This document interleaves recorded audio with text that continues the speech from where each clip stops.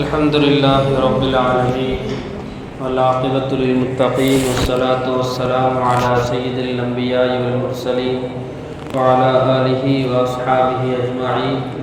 قال الله سبحانه وتعالى: قد سمع الله قول التي تجادلك في زوجها إلى آخر الآية.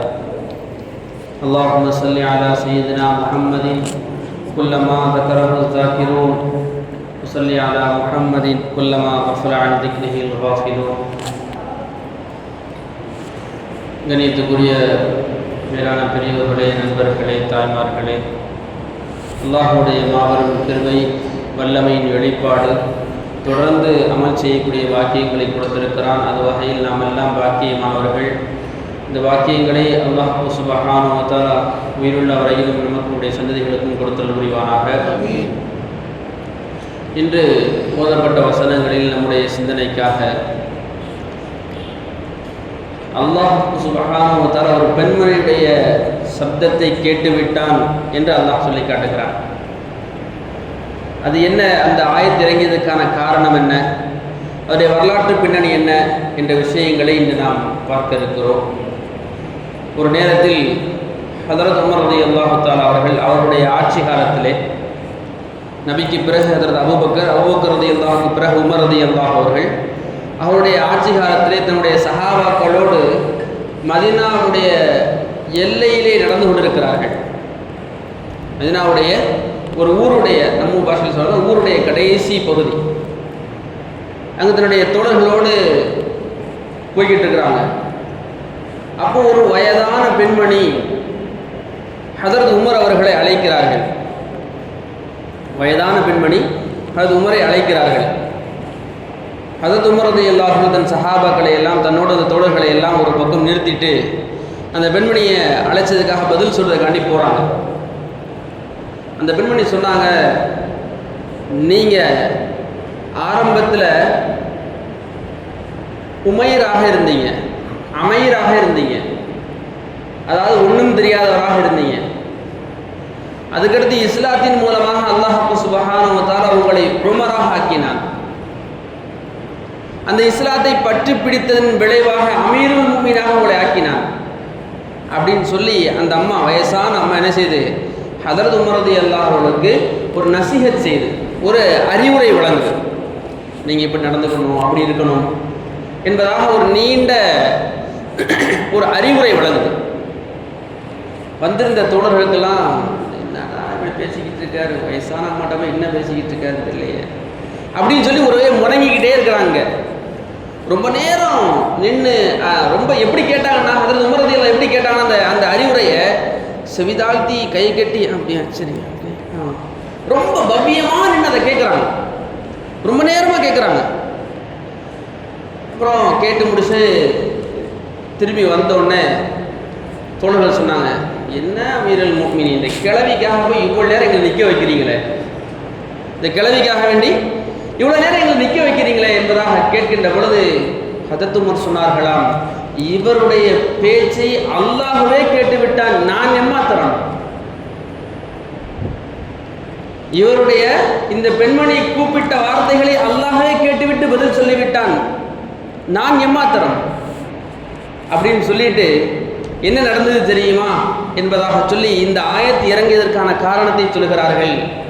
நாங்கள் நபியுடைய சபையிலே அமர்ந்திருந்தோம். இந்த ஹவுலா பின்து சஅலபா என்று சொல்லப்படக்கூடிய இந்த பெண்மணி நபியிடத்திலே வந்தார். ஹவுலா பின்து சஅலபா, யா ரசூலல்லாஹ், என்னுடைய கணவர் அவுஸ் இப்னு சாமித் என்று சொல்லப்படக்கூடியவர் என்னை லிஹார் செய்து விட்டார் அப்படின்னு சொன்னாங்க. லிஹார்னா என்ன அப்படின்னா, தன் மனைவியை பார்த்து, நீ எங்கள் அம்மா மாதிரி இருக்கிற, எங்கள் அம்மாவுடைய முதுகு மாதிரி முதுகு இருக்குது அப்படின்னு அந்த காலத்தில் சொல்கிறது, அந்த வளமை இருக்குல்ல, அதுக்கு என்ன அர்த்தம்னா தலாக்குன்னு அர்த்தம். இப்போ நம்முடைய புழக்கத்தில் இருக்கக்கூடிய பிரிவுக்கான வார்த்தை தலாக் என்ற வார்த்தைக்கு பகரமாக அவங்க என்ன செய்வாங்க, லிஹார், என்னுடைய அம்மா மாதிரி முதுகு இருக்குது அப்படிங்கிற வார்த்தையை சொன்னால் என்ன அர்த்தம், ஜாஹிலியாவுடைய காலத்தில் பிரிஞ்சு போயிடுவோங்கிற அர்த்தம். நபி ஸல்லல்லாஹு அலைஹி வஸல்லம் அவர்கிட்ட வந்து இந்த பெண்மணி சொல்கிறாங்க, யார சொல்லலாம், இப்படி சொல்லிட்டார், யார சொல்லலாம், என்ன செய்யறது? நபி சொன்னாங்க, அந்த காலத்துடைய விஷயங்களை யோசித்து, அது நம்ம பழக்கத்தில் அப்படி தானே சொல்லப்பட்டிருக்குது, அந்த வார்த்தையை சொன்னால் பிரிதல் தானே என்பதாக நபி ஸல்லல்லாஹு அலைஹி வஸல்லம் சொல்கிறாங்க. அந்த பெண்மணி சொல்கிறாங்க, யார் ரசூலுல்லாஹ், ஒரு நாள் இவர் வந்து வாழ்ந்தேன், என்னுடைய வாலிபத்தை எல்லாம் இவர் பயன்படுத்தி கொண்டார், இவருக்காக நான் பிள்ளைகளை பெற்றுக் கொடுத்திருக்கிறேன், என் மூலமாக பல சௌகரியங்களை அனுபவித்துக் கொண்டார், இப்போ திடீர்னு வந்து என்னை இப்படி சொல்றாரு, யார சொல்லா என்று சொல்கின்ற பொழுது நபி சொன்னார்கள், நம்முடைய வழக்கத்தில் அப்படித்தானே இருக்குது, அந்த வார்த்தையை சொன்னால் அதானே அர்த்தம் என்பதாக சொல்கிறார்கள்.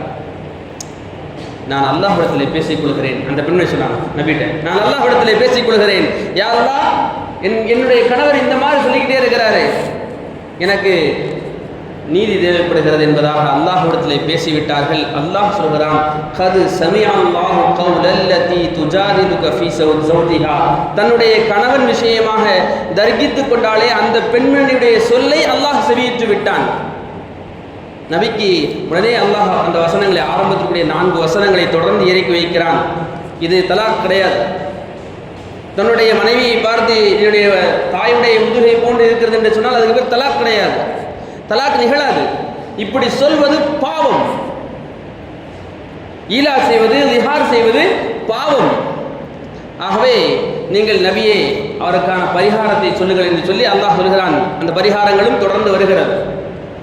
அவரை கூட நபி சொன்னார்கள், ஒரு அடிமையை நீ உரிமை விடு, நீ சொன்ன வார்த்தைக்காக. யார சொல்ல, அடிமை உரிமை அளவுக்கு எனக்கு பெரிய வசதி கிடையாது. இன்னைக்கு ஒரு BMW கார் வாங்கி யாருக்கா சதக்கா செஞ்சுன்னா எப்படி இருக்கும்? அப்படி ஒரு நிலைமை. அது ஒரு அடிமையை வாங்குறது சாதாரண விஷயம் கிடையாது. அவ யாரும் அவ்வளோ பெரிய வசதி இல்லை. அல்லாஹ் சொல்கிறான், ஃபஇல்லம் தஜிது ஃபஸியாமு ஷஹரைனி முத்ததாபிஐன், தொடர்ந்து 2 மாதம் நோன்பு போய். அவுஸ் இப்னு சாமித்தே, நீ சொன்ன வார்த்தைக்கு பகரம் என்ன? 2 மாதம் தொடர்ந்து நோன்பு போய். அதுக்கும் வாய்ப்பு இல்லை அப்படின்னா 60 ஏழைகளுக்கு உணவளி. இவ்வாறு சொல்வது இஸ்லாத்திலே தடுக்கப்பட்டிருக்கிறது. தடுக்கப்பட்ட காரியத்தை நீ செய்ததால் நீ இந்த குற்றப்பரிகாரங்களை நிகழ்த்த வேண்டும் என்பதாக அல்லாஹ் கட்டளையிட்டதை நபி ஸல்லல்லாஹு அலைஹி வஸல்லம் அவர்கள் அந்த சபையிலே சொல்லி காண்பிக்கிறார்கள். இப்படிப்பட்ட ஒரு பெண்மணிக்காக நான் காத்திருந்தேன். அது உமர் சொல்கிறார்கள், யாருடைய வார்த்தையை ரப்பு கேட்டுவிட்டு சட்டங்களை இறக்கிவிட்டானோ அந்த பெண்மணிக்காக நான் காத்திருந்து கேட்பதில் என்ன தவறு இருக்கிறது என்பதாக தன்னுடைய தொடர்களை பார்த்து பேசுகிறார்கள் ஹதரத் உமர் ரலியல்லாஹு அவர்கள். கண்ணியமானவர்களே, இன்று நம்முடைய இஸ்லாமிய ஷரியத்துடைய பழக்கங்களிலே சின்ன சின்ன காரியங்களுக்காக, சின்ன சின்ன மன நெருடலுக்காக வேண்டி தலாக்குடைய வார்த்தைகளை பேசக்கூடிய பழக்கம் நம்மகிட்ட உண்டாகிவிட்டது. அதை ஆயுதமாக பயன்படுத்தக்கூடிய சூழல்கள் ஏற்படுகிறது. பெண்களை மிரட்டக்கூடிய சூழல் ஏற்படுகிறது. கண்ணியமானவர்களே, இதுவெல்லாம் தடை செய்யப்பட வேண்டிய விஷயங்கள். தலாக்குடைய இடத்திற்கு எப்பொழுதுமே ஒரு மூமின் நகரவே கூடாது. என்ன ஏற்பட்டிருந்தாலும் அதை 2 குடும்பத்தினர்கள் உட்கார்ந்து பேசி சரி செய்ய முடியுமா என்றுதான் பார்க்க வேண்டும்.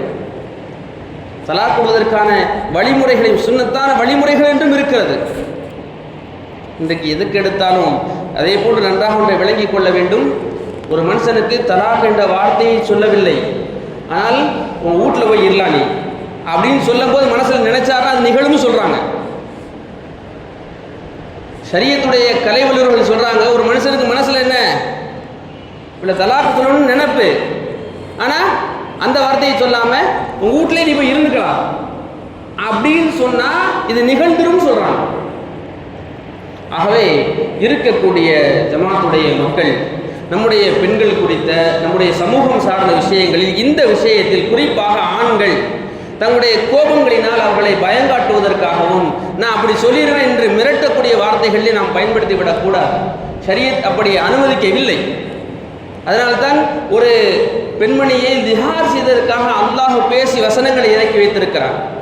ஆகவே திருமண ஒப்பந்தத்தை பற்றி அல்லாஹ் பேசுகின்ற பொழுது சொல்கிறான், தில்க ஹுதூதுல்லாஹ். தொழுகையை பற்றி சொல்கின்ற பொழுது அல்லாஹ் அப்படி சொல்லலை. இது தில்க ஹுதூதுல்லாஹ், அல்லாஹுடைய சட்ட வரம்புகள்னு சொல்லலை. ஆனால் திருமணத்தை பற்றி பேசுகின்ற பொழுது தில்க ஹுதூதுல்லாஹ், இது அல்லாஹுடைய சட்ட வரம்புகள். வமையத அப்த ஹுதூதல்லாஹி ஃபஉலாயிக ஹுமுல் ஸாலிமூன், யார் இந்த சட்ட வரம்புகளை மீறுகிறார்களோ அவர்கள் லாலிமீன்கள், அநியாயக்காரர்கள் என்பதாக அல்லாஹ் சொல்லி காட்டுகிறார். ஆகவே நம்முடைய மக்களுக்கு, இளைஞர்களுக்கு இருக்கக்கூடிய நாம் என்ன செய்யறது, நல்ல கவுன்சிலிங்களை ஏற்பாடு செய்ய வேண்டும். நிர்வாகம் சார்ந்து அல்லது சமூகம் சார்ந்து புதிய கணவன் மனைவியாக உருவாகக்கூடிய மக்களுக்காக, திருமணமாகக்கூடிய மக்களுக்காக ஒரு கவுன்சிலிங்குடைய ஏற்பாடுகளை செய்ய வேண்டும்.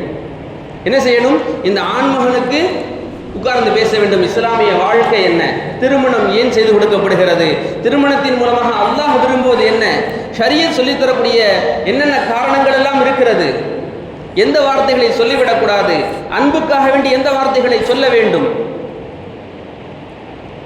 அதே போன்று அந்த மணாளிக்கும் சொல்லிக் கொடுக்கப்பட வேண்டும். இந்தந்த சூழ்நிலைகளில் நீங்கள் இப்படி நடந்து கொள்ள வேண்டும், ஷரியத் இப்படியெல்லாம் ஆகமாக்கி இருக்கிறது. கண்ணியமானவர்களே, அல்லாஹ் சுப்ஹானஹு வ தஆலாவுடைய அந்த சன்னிதானத்தில் பேசக்கூடிய அளவுக்கு உண்டான சஹாபா பெருமக்கள் உருவாக்கிறார்கள் என்றால் நபியுடைய அந்த நல்ல சுஹபத்தை பயன்படுத்தி கொண்டிருக்கிறார்கள். ஆகவே நமக்கு வழிகாட்டிருக்கக்கூடிய இஸ்லாமிய ஷரியத்தை நாம் முழுமையாக பின்பற்றுவதற்கான எல்லா ஏற்பாடுகளையும் செய்ய வேண்டும், முயற்சிகளையும் செய்ய வேண்டும். அல்லாஹ் சுப்ஹானஹு வ தஆலா ஷரியத்தை முழுமையாக பின்பற்றி நடக்கக்கூடிய ஜெயசீர்கள் கூட்டத்திலே நம்மையும் நம்முடைய சந்ததிகளையும் நம்ம ஈண்டெடுத்த பெற்றோர்களையும் ஆக்கியல் புரிவானாக. வாஹிரு தஅவானா அல்ஹம்துலில்லாஹி ரப்பில் ஆலமீன். அஸ்ஸலாமு அலைக்கும் வரஹ்மத்துல்லாஹி வபரகாத்துஹு.